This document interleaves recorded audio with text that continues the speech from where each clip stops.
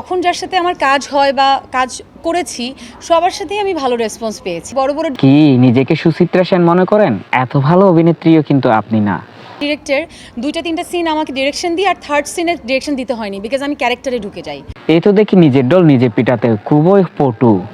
আমার সাথে commercial film খুব ভালো যায়। শাকিব ভাইয়ের মতো আমার অনেক দর্শক আছে। দুই এত ফ্যান আপনার, যাই হোক ফ্যানের মহারানী তাইলে আপনি। আর্টিস্টের দর্শক এক হয়ে যাবে তখন তো ব্লাস্ট হবে।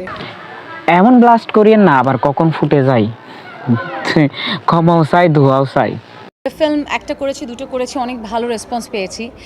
ওই যে কথায় আছে মোল্লার দৌড় নাকি মসজিদ, আপনার দৌড় ওয়েব সিরিজ, ওইখানেই যান ওইখানেই যান। বড় পর্দা আসলে আমি যদি এমন হয় যে কখনো বড় পর্দা করতে চাই না, বাট ও মা, বড় পর্দায় অভিনয় করতে চাই না?